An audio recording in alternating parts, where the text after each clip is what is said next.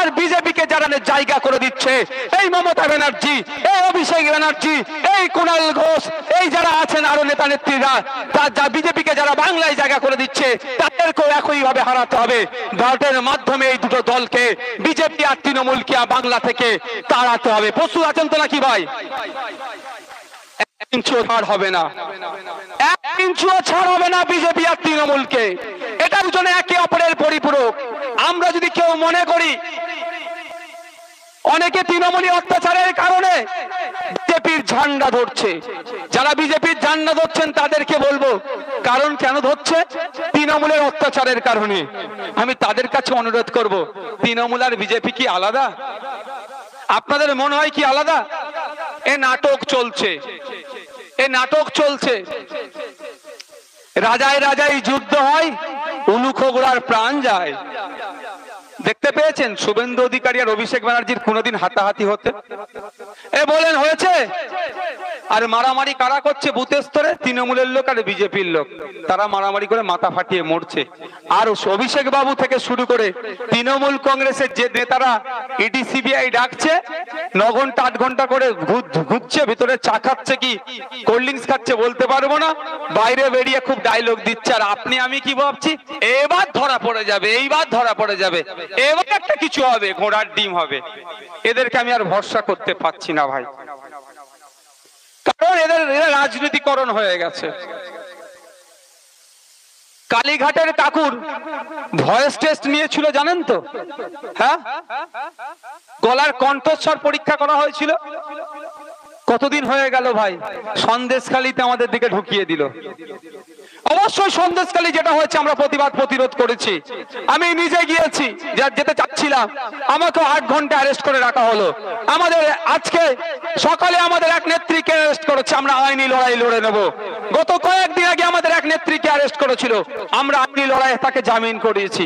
কিন্তু সন্দেশখালী থেকে সামনে রেখে কাকুর ভয়েসের যে ভয়েস টেস্ট পাওয়ার ছিল, সেটা কোথায় গেল? দুর্নীতির জন্য যে কারণে সন্দেশখালীতে গেল, সেই মামলা কত দূরে গেল আর দেখতে পাচ্ছি না আমরা। এটা গটাপ করে আছে। তাই অনুরোধ করব, যে সমস্ত মানুষেরা তৃণমূলের অত্যাচারে বিজেপিকে ভোট দিতে চাইছেন, তাদেরকে বলবে একটু চোখ কান খুলে দেখুন, তৃণমূল আর বিজেপি আলাদা নয়। আসুন আপনারা এগিয়ে আসি আমরা, আইএসএফ এর হাতকে শক্ত করুন। আজব কিন্তু মমতা ব্যানার্জির সাথে বসে চা খায়নি, শুভেন্দু অধিকারীর মমতা ব্যানার্জি এক ঘরে বসে চা খেয়েছে, খায় না আর খাবেও না। আমাদের বুথের লোকে তুমি মাথা ফাটাবে, তোমার লোকেরা আমার বুথের লোককে জেলে রাখবে, আর তোমার সাথে নওশাদ সিদ্দিকী বসে চা খাবে, ও চা খাওয়ার আমার দরকার নাই। যেদিন বুথে আইএসএফ আর তৃণমূল এক জায়গায় বসে চা খাবে, তখন মমতা ব্যানার্জির সাথে চা খাবো কি ভাববো। আমার বুথের লোক শান্তিতে থাকলে তারপরে আমি শান্তিতে থাকবো। আমার বুথের লোকের তুমি মিথ্যা কেস দিচ্ছ, আপনার সাথে বসে আমি চা খাবো, ও শুভেন্দু অধিকারী খেতে পারে, নওশাদ সিদ্দিকী এসব খায় না। তাই বলবো আপনাদের কাছে, যারা ভাবছেন তৃণমূলের অত্যাচারে বিজেপিকে আনলে লাভ হবে, ও বিজেপিকে আনা তৃণমূলকে আনার মধ্যে কোনো পার্থক্য থাকবে না, এটা একে অপরের পরিপূরক। তার আগে দেখতে পাচ্ছি যখনই তৃণমূল চাপে পড়ে, দিদিমণি তখন দিল্লিগামী ফ্লাইট ধরে আর মোদিজির সাথে চুপ চুপ করে গল্প করে চলে আসে, রাজ্যের সব সমস্যা মিটে যায়। এই তো শুনছি নাকি আজকেও আবার মোদিজির সাথে আমাদের দিদিমণি গল্প করবেন, সরি চা খাবেন। বুঝতে পারছেন না? আর আমরা ভাবছি কি বিজেপি, আমরা মানে মিন্স যারা ভাবছেন বিজেপি তৃণমূলকে জব্দ করতে পারবে, জেগে ঘুমানো হচ্ছে। এরা একে অপরের পরিপূরক। তাই আপনাদের বলবো, দুটো ফুলকেই দেশের মানুষ, রাজ্যের মানুষ দেখেছে। একটা ফুলকে দেশের মানুষ 10 বছর ধরে দেখলো, কি হয়েছে? 2 কোটি চাকরি দেওয়ার কথা বলেছিল। ওরা তো মুসলিমদের বিরুদ্ধে কথা বলে, মুসলিমদের কথা ছাড়ো, আমার কোন হিন্দু ভাই 2 কোটি চাকরি পেয়েছে তার লিস্ট দিন তো, অন্তত আমি খুশি হব। আমার পাড়ার ওই হরিপদ বাবু যদি চাকরি পায় আমি খুশি হব। আমার হরিপদ বাবু চাকরি পায়নি, আর হোসেন বাবু তো চাকরি দেবেই না, ওরা বলে দিচ্ছে। তাড়াবে বলেছে নাকি, তো তাড়ানোর কথা ভুলে যান। 2 কোটি চাকরি দেওয়ার কথা বলেছিল, ফেল হয়েছে। বললো কি নোটবন্দি করছি, যদি নোটবন্দির সুফল না আসে আমি রাস্তার চৌমাথায় ফাঁসি নিয়ে নেব। সুফল এসেছে কি কুফল এসেছে, যারা ছোটখাটো ব্যবসায়ী তারা ভালো বলতে পারবে। কি বলেছিল, বিদেশ থেকে কালো টাকা ফিরিয়ে নিয়ে আসবো, 15 লক্ষ টাকা করে অ্যাকাউন্টে দেব। কার অ্যাকাউন্টে 15 পয়সা গেছে একটু বলবেন হাত তুলে? 15 লক্ষ তো বাদ দেন, আমি রাম রহিম দুজনকেই জিজ্ঞাসা করছি। রহিমের অ্যাকাউন্টেও যায়নি, রামের অ্যাকাউন্টেও যায়নি 15 পয়সা করে। কার অ্যাকাউন্টে গিয়েছে জানেন? অমিত শাহ ছেলে জয় শাহজি 15,000 গুণ প্রায় ব্যবসা তার বৃদ্ধি পেয়ে গেছে। আপনার আমার বাড়ির কারো অ্যাকাউন্টে যায়নি, ওরা ব্যর্থ হয়েছে 10 বছর ধরে। কি দেখেছি, আমার আপনার পরিবারের লোকজন যখন গ্যাস কিনতে যাচ্ছে 1000 টাকায় গ্যাস কিনতে হচ্ছে, পেট্রোল ডিজেল 100 টাকার কাছাকাছি কিনতে হচ্ছে, নিত্য প্রয়োজনীয় জিনিসের দাম বেড়ে যাচ্ছে, সেটা কন্ট্রোল করতে পারছে না বিজেপি সরকার। আর কি বলছে, অনেক কিছু দেবো। তাই অনুরোধ করছি, আমরা তো 10 বছর বড় ফুলকে দেখলাম, আর জোড়া ফুল কি বলেছিল 2011 সালের আগে বেশি যাওয়ার দরকার নেই। 2021-এর আগে কি বলেছিল, ডবল ডবল চাকরি দেব। ওটা শুনে আমি ভয় পেয়ে গেছিলাম। বিশ্বাস করুন, আমি মহাপণ্ডিত নয়, কিছুটা আমার শিক্ষা আছে, অল্প কিছু। এডুকেশন হ্যাজ নো এন্ড, শিক্ষার কোনো শেষ নেই, আমিও মেনে নিচ্ছি, কিন্তু কিছুটা আছে চলে যাওয়ার মতো। চলে যাবে, এই তৃণমূলের চুরিটাকে ধরে নিতে পারবো, বিজেপির 2 নম্বরিটাকে ধরে নেওয়ার মতো আমার শিক্ষা আছে ভাই। তো আমিও ভয় পেয়ে গেছিলাম যে আবার কি প্রকল্প নিয়ে আসছে, আমরা এমনি চাকরি পাচ্ছি না, আবার ডবল ডবল চাকরি দেবে, এটা কত নম্বর ঢপ হচ্ছে।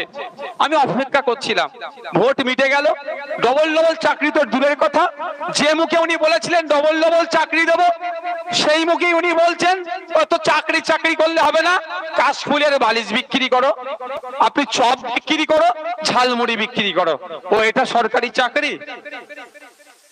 বুঝতে পেরেছেন? ভুলে যাচ্ছি না। এখানে যারা সংখ্যালঘু পরিবারের মা বোন বাপ ভাইরা আছেন, 2011 সালের আগে মমতা ব্যানার্জি কি কি বলেছিল ভুলে গেছেন নাকি? সাচার কমিটির সুপারিশ বাস্তবায়ন করে দেব, মুসলিম সমাজের ছেলে মেয়েদের শিক্ষা স্বাস্থ্য কর্মসংস্থানে সবেতেই পিছিয়ে আছে, ক্ষমতা এলে সবেতে এগিয়ে নিয়ে চলে যাব। কতটা এগিয়ে নিয়ে গেছে ভাই?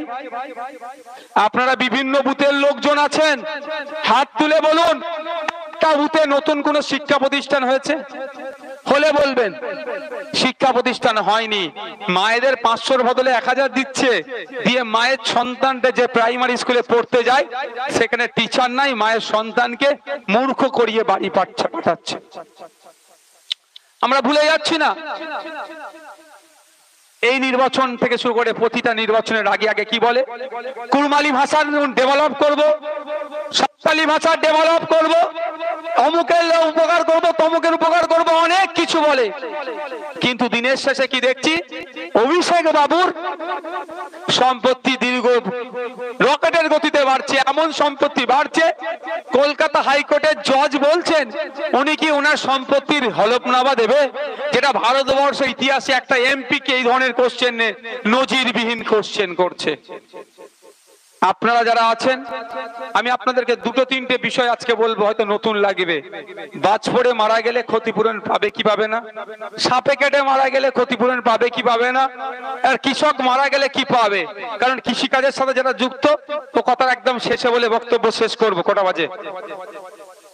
এখানে কজন আছে বললে কি হয়েছে?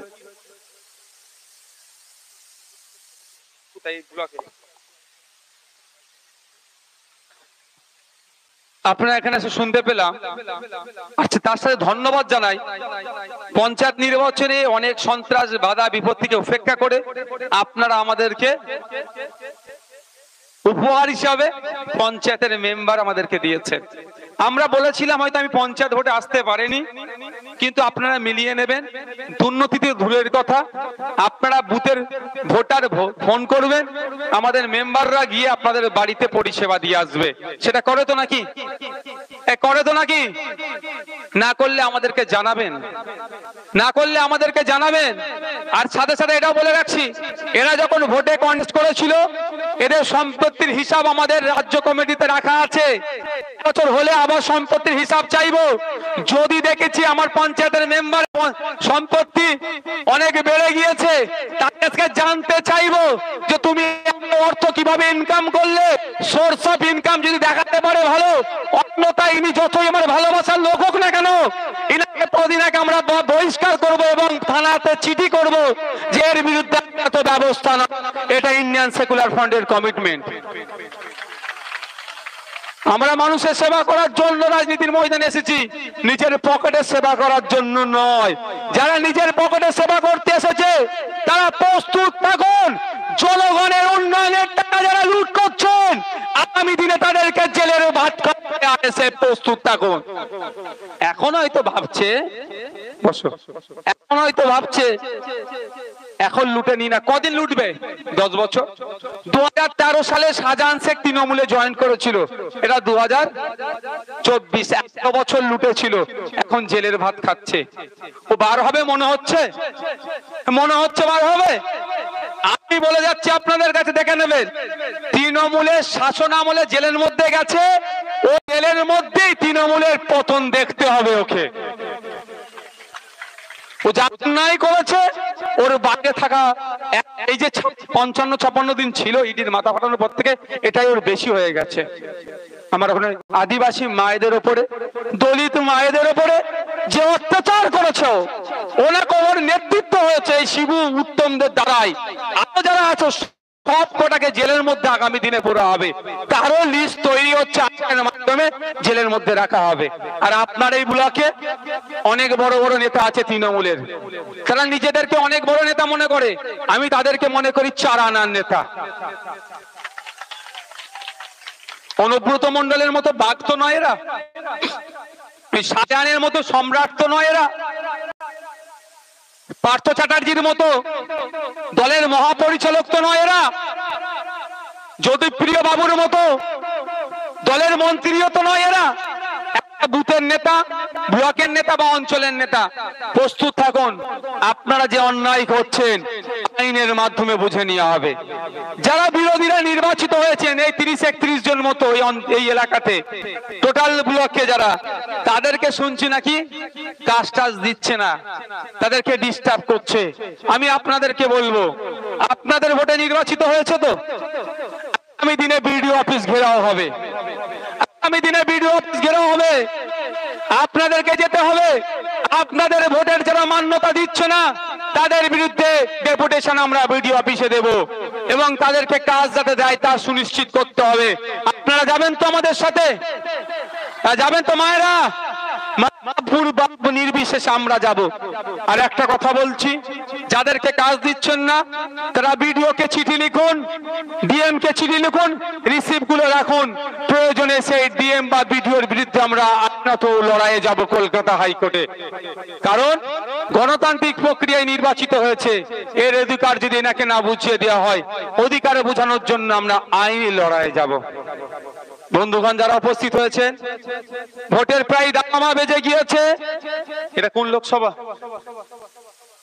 মথুরাপুর লোকসভার মানুষজন আছেন, এটা এসসি সিট রিজার্ভ আছে। আমাদের ইচ্ছা আছে আমরা এখান থেকে প্রার্থী দেব, এসসি সমাজের প্রার্থী দেব, তাকে আমরা জিতিয়ে পার্লামেন্টের মধ্যে পাঠাবো। মথুরাপুরের মানুষের চাওয়া অভাব অভিযোগের কথা পার্লামেন্টে বলবে, সেখানে গিয়ে টিকটকও করবে না বা সেখানে গিয়ে পেছনের সিটে বসে ঘুমাবে না, এইরকম লোককে আমরা পাঠাবো না। এমন লোককে দিয়ে পার্লামেন্টের মধ্যে পাঠাবো। কৃষকদের বিরুদ্ধে যখন বিল পাস হচ্ছিল, যে ঘুমিয়েছিল তাদেরকে আর পাঠাবো না। কৃষকদের হয়ে যাতে পার্লামেন্টে গোলা পাঠায় তেমন লোককেই আমরা পাঠাবো। আমরা সেই লোককে পাঠাবো।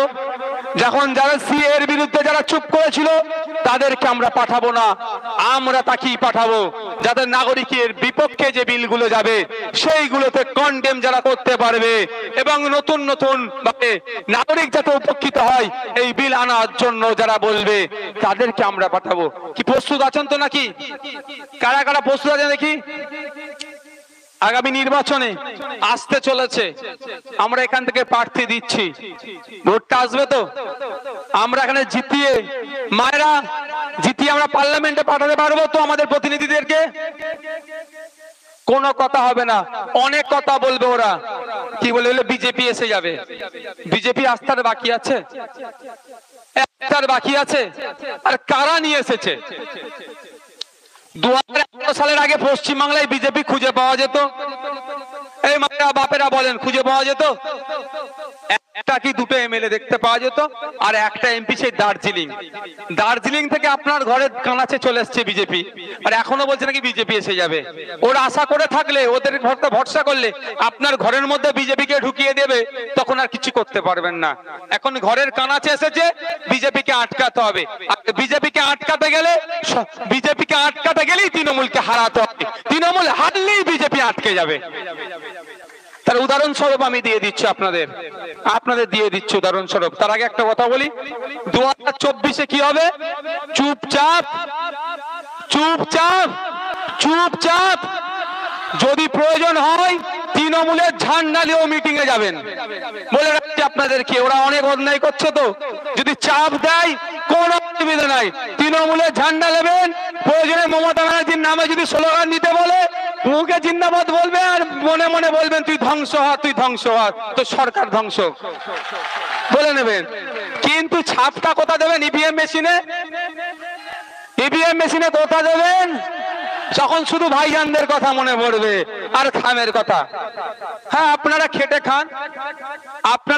খান। আপনারা যদি তৃণমূল ডাকলে মিটিং এ যদি না যায়, আপনাদের তো অনেকের কাজ বন্ধ করে দিতে পারে। আমি আপনাদের ভাই বলে যাচ্ছি, নিশ্চিন্তে তৃণমূলের মিটিং মিছিলে ঝান্ডা নিয়ে যাবেন। পারলে প্রথম সারিতে থাকবেন, ছবি তুলে ছাড়ুক আপনাদের। ভোটটা কিন্তু কোথায় হবে? কামে হবে। আর ওদের হারালেই কাজ হবে। ওদের যত হারাবেন তত উন্নয়ন হবে, এটা মাথায় থাকে। আমি বলছিলাম তৃণমূলকে হারালেই বিজেপি ফিনিশ। 2021-এর আগে, 2011-এর আগে কিছু তৃণমূল ছিল না, বিজেপি ছিল না। আস্তে আস্তে তৃণমূলের হাত ধরে বিজেপি আসছে। এটা ফুটবল খেলার মাঠ তো নাকি একটা? আপনারা আমাকে ভালোবাসেন। আমি যদি বলি কালকে এখানে আমি ধান চাষ করব, সম্ভব হবে না। এই মাটি ধান চাষের যদি না হয়, মাটি তুলে ফেলে ধান চাষের জন্য মাটি নিয়ে আসতে হবে। বা এই মাটিতে যদি ধান চাষ হয়, কালকেই সম্ভব নয় ধানের। কারণ কি? এটাকে নাগল দিতে হবে, পানি দিতে হবে, ধান চাষের উপযুক্ত করতে হবে। তো পানি নাগল দিয়ে ধান চাষ উপযুক্ত করলে অন্তত 6 মাস তো টাইম লাগবে ভাই, টাইম লাগবে। তো বিজেপি বাংলাতে আসতে পারতো না। তারা দেখেছে বাংলাতে তাদের কোনো জায়গা নাই। কি করতে হয়েছে? তৃণমূলকে দিয়ে চাষের জমি তৈরি করেছে ওরা। 1998 সালে এটা রেকর্ড হচ্ছে। আমি মমতা ব্যানার্জির যারা সৈনিক এখানে আছেন তাদের উদ্দেশ্য বলছি, আমি যদি ভুল বলি আমার বিরুদ্ধে মানহানি মামলা করতে বলবেন। 1998 সালে জন্য উর্বর জমি তৃণমূল তৈরি করতে পারে। 1998 জন্ম হয়েছে, লেগেছিল চাষের জন্য উর্বর জমি করব। এই 2021-এ এসে একদম চাষের যোগ্য করে দিয়েছে। ওই জন্য সুন্দর পরিস্থিতি তাদের বিজেপির জন্য বাংলায় করে দিয়েছে। তখন একটা দুটো এমএলএ ছিল, এখন 77টা এমএলএ বানিয়ে দিয়েছে। আর এখনো বলছে নাকি বিজেপি চলে আসবে। ওদের কথাই কোনো কর্ণপাত করলে হবে না। এখন দেখতে হবে আমার হয়ে বলার লোক কোথায়। এই ভোট আসছে, সিএ ভয় দেখাবে। সিএ হচ্ছে একটা ভোট ধরা কল, ভয় পাবার কোনো দরকার নেই। আছি আমরা, আপনাদের হয়ে আমরা আইনি লড়াইয়ে যাব। আমরা সিএ এর কেন বিরোধিতা করছি? ধর্মের নামে মানুষের মধ্যে বিভাজন করে দেবে, ধর্মের নামে মানুষের মধ্যে বিভাজন করবে। আমরা ধর্ম বর্ণ নির্বিশেষে আমরা ঐক্যবদ্ধ থাকতে চাই। আমাদের মধ্যে যারা বিরোধিতা করতে, বিভাজন যারা করতে চাইছে তাদেরকে আমরা প্রত্যাখ্যান করব। যা কৃষক এরিয়া, চাষিভূষী মানুষ এখানে আছেন, আপনাদের বলি কয়েকটা কথা বলে নি, আপনারা জানতে পারবেন।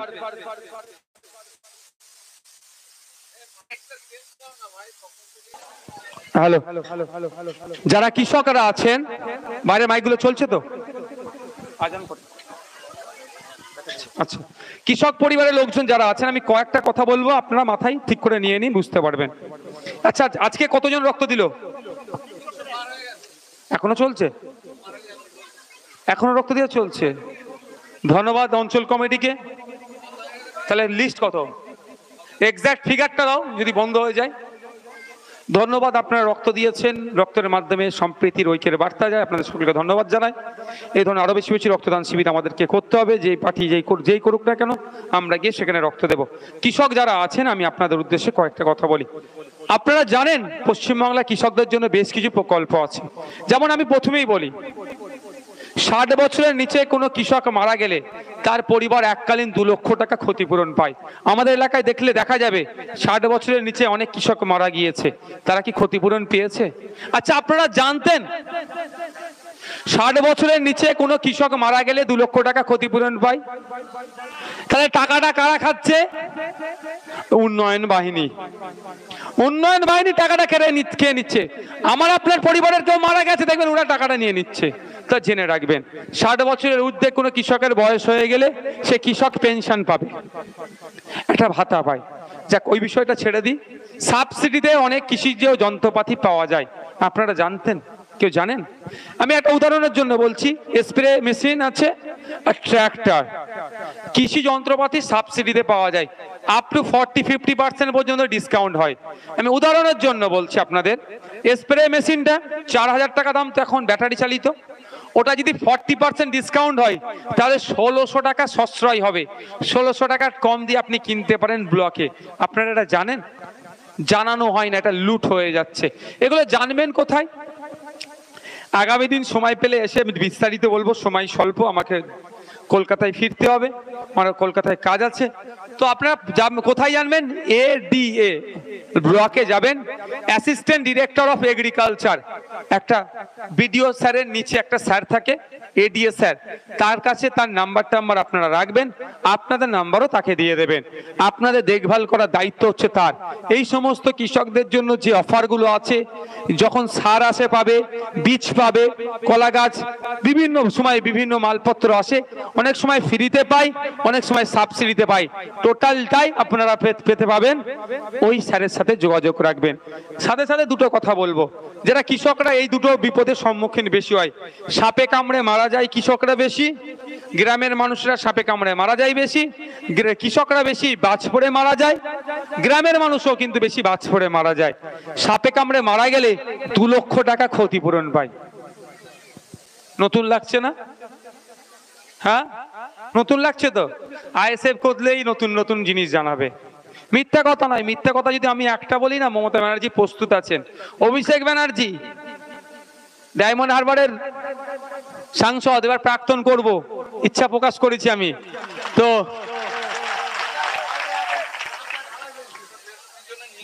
আচ্ছা রাখো। তো উনি এগুলো জানাবেন না, ওনার দলের লোকেরা জানাবে না। আমি যদি ভুল বলি ওনারা আমাকে ছাড়বে না, যা কেস দিয়ে গ্যারেজ করে রেখে দেবে। দেখতে পাচ্ছিলেন না, সন্দেশখালী যেতে চাইছিলাম, 65 কিলোমিটার দূরে প্রায় আমাকে আটকে দিচ্ছে। তাহলে আমি যদি একটা ভুল কথা বলি, বলবে তুই সারা জীবন জেলে থাক। চেষ্টা করবে রাখা, তবে বিচার আইন ব্যবস্থার প্রতি পূর্ণ আস্থা ভরসা আছে। ওদের জালকে আমরা আইনের কাঁচি দিয়ে কেটে বেরিয়ে যাব। তো কোনো মানুষ সাপে কেটে মারা গেলে তার পরিবার এককালীন 2 লক্ষ টাকা পাবে। এটা কেন এখানে বললাম? কৃষিকাজের সাথে যারা আমরা যুক্ত, আমরা মাঠে ঘাটে যারা যাই, আমরা বেশি, বা আমরা যারা গরিব মানুষ, মাঠে ঘাটের দিকে পাশেই আমাদের মাটির বাড়ি বা কমজোর বাড়ি আছে, টিনের ছাউনি, টালির ছাউনি, আমরা ক্ষতিগ্রস্ত বেশি হয়। এটা আপনাদেরকে বলে রাখলাম। বাজ পড়ে মারা গেলে 2 লক্ষ টাকা ক্ষতিপূরণ পায়। আমাদের মা বাপ মায়েরা যারা আছেন, গরিব মানুষ আসবে, গরু ছাগল দুধ বিক্রি করে, গরু ছাগলকে বড় করে বিক্রি করে তাদের সংসার চলে। বাপ ভাইরা যারা মাঠে যায়, ঝড় বৃষ্টি এসেছে, ছুটে ছাগল গরুকে মাঠ থেকে আনতে যায়, বাজ পড়েইতে বেশি মাঠে ঘাটেই মারা যায়, 2 লক্ষ টাকা ক্ষতিপূরণ পায়। এইগুলো লুট হয়ে যায় ভাই, আপনাদেরকে দেয় না। আপনাদের পরিবারের কেউ মারা গেলে আপনাদেরকে দেয় না, কে নিয়ে নেয়? ওই উন্নয়ন বাহিনী নিয়ে নেয়। তাই উন্নয়ন বাহিনীকে গণতান্ত্রিক প্রক্রিয়ায় পরাস্ত করতে হবে। আমি মায়েরাদেরকে শেষ কথা বলে আমি এখান থেকে বিদায় নেব। এই অঞ্চলে একটা দুর্নীতি হয়েছিল, আমাদের সদস্যরা আটকেই পড়েছিল, তাদেরকে 7-8 জনের জেল দিয়েছে। আমরা তারা জামিনে মুক্ত হয়েছিল। একটা দুর্নীতি হয়েছিল, তার জন্য আরটিআই করেছে বলে মিথ্যা কেস দিয়ে জেলে হয়েছিল, জামিন করিয়েছিল। কিন্তু কতদিন ভাই, কতদিন দুর্নীতিকে আটকে রাখবে? একটা কথা আপনাদের কাছে বলে যাই, আপনাদের মাধ্যমে তৃণমূলী বন্ধুদেরকে শুনিয়ে দিয়ে যায়, নওশাদ সিদ্দিকী যদি বেঁচে থাকে, কারণ কার মৃত্যু কখন হবে বলা মুশকিল, যদি বেঁচে থাকে, যারা দুর্নীতি করেছে, জনগণের ট্যাক্সের টাকায় উন্নয়নের জন্য আসে, জনগণের জন্যই আসে, যারা টাকা লুটপাট করেছে, আজ না হলে কাল তাদের সাথে আইনের মাধ্যমে বুঝে নেব, প্রয়োজনে সুপ্রিম কোর্টে যাব, তাদেরকে আমরা শান্তির ঘুম ঘুমোতে দেব না।